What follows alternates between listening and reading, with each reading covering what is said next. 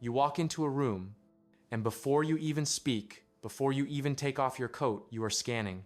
It's not a conscious choice. It's a reflex. Faster than thought, you are measuring the temperature of the conversation.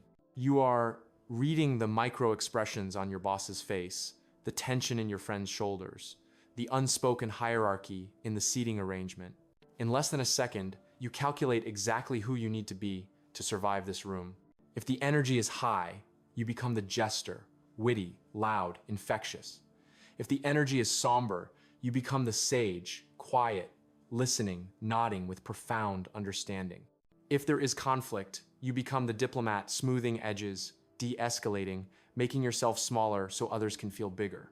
You are seamless. You are liked.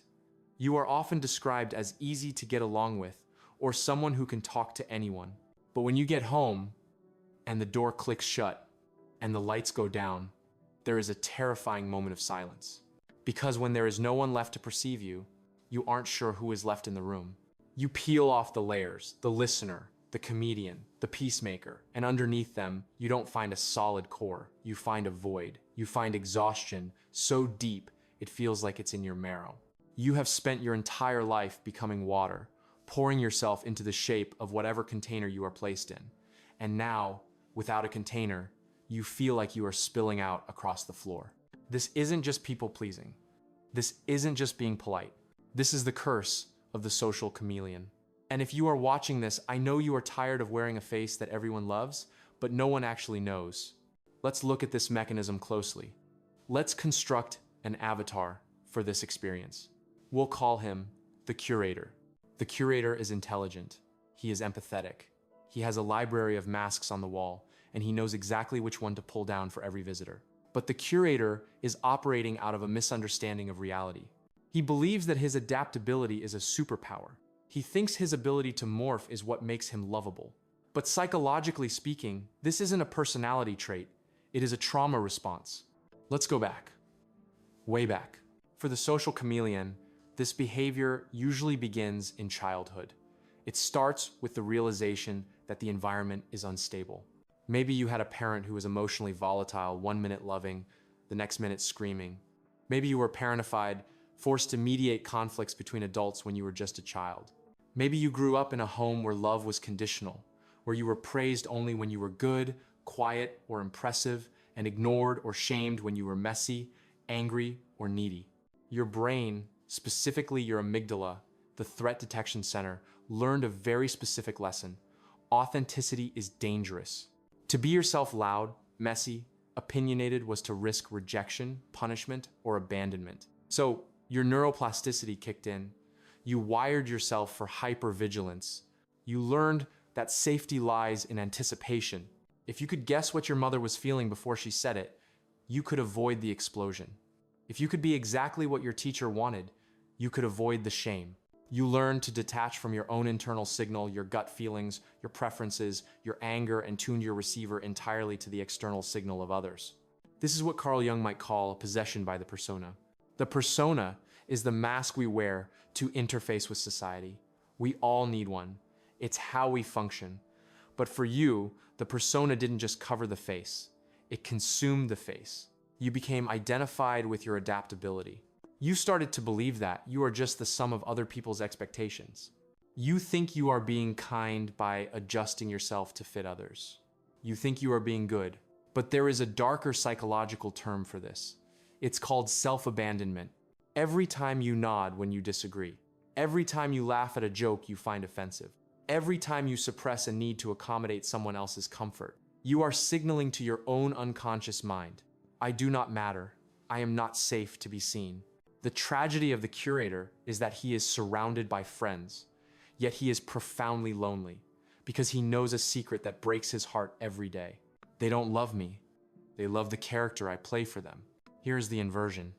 Here is the uncomfortable truth that we need to sit with. You believe you are a chameleon because you are empathetic. You tell yourself you do this because you care about others so much that you want to make them comfortable.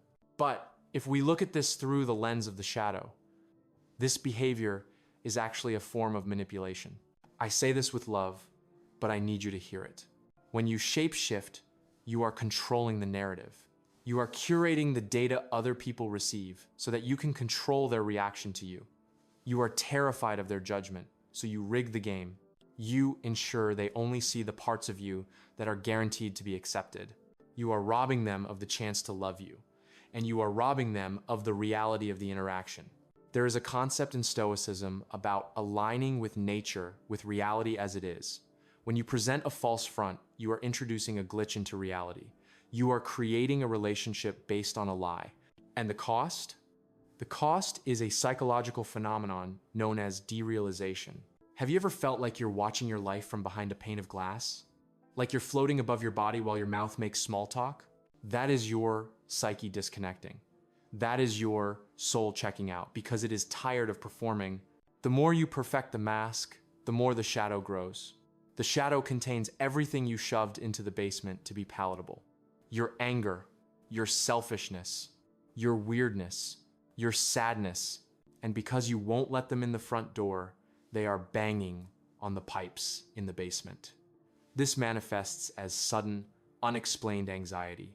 It manifests as bursts of resentment toward people who take advantage of you, even though you never told them you were struggling. You resent them for not reading your mind, because you have spent your whole life reading theirs. You think, I anticipate your needs before you ask. Why can't you do the same for me? But you never gave them the map. You never showed them the terrain. You presented a smooth, frictionless surface. You cannot blame them for sliding right off it. The curse of the social chameleon is not that you are invisible. It's that you are hiding in plain sight, begging to be found, while holding a sign that says, I'm fine, don't look here. So, how do we break the curse? We do not destroy the persona. We do not kill the curator. That ability to read a room, that empathy, that is a gift. It is a finely tuned instrument. The problem is not the instrument. The problem is that you have forgotten how to stop playing it. The path forward is what Jung called individuation. It is the process of integration. It starts with a terrifyingly simple practice, the tolerance of disharmony. You must learn to tolerate the friction of being distinct. Next time you are in a conversation and you feel that reflex to agree, to smooth things over, to laugh, to pause, just for a microsecond, locate the physical sensation in your body. Is your stomach tight? Is your jaw clenched? That is your true self signaling a breach. Try just once to not fix the silence. Let the silence hang there. Let the awkwardness exist. The social chameleon believes that if there is awkwardness, they have failed. But awkwardness is just the sound of two distinct human beings trying to find a connection. It is real. It is texture. You have to begin the slow, archaeological dig of retrieving the parts of yourself you buried. This means you might lose people. This is the part no one wants to tell you. When you stop playing the role they cast you in, some people will be confused. Some will be angry. They liked the you that had no boundaries. They liked the you that was a mirror for their ego. Let them go.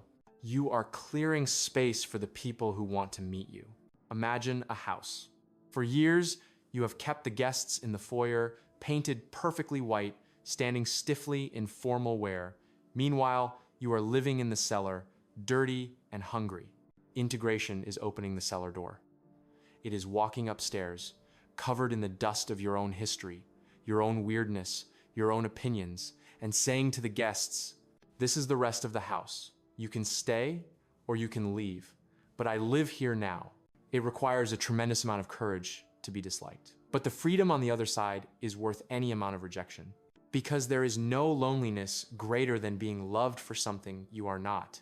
And there is no feeling more powerful than looking in the mirror, not to practice a face for someone else, but to finally, truly recognize the eyes looking back. Come out of the background. Drop the camouflage. We are ready to see you.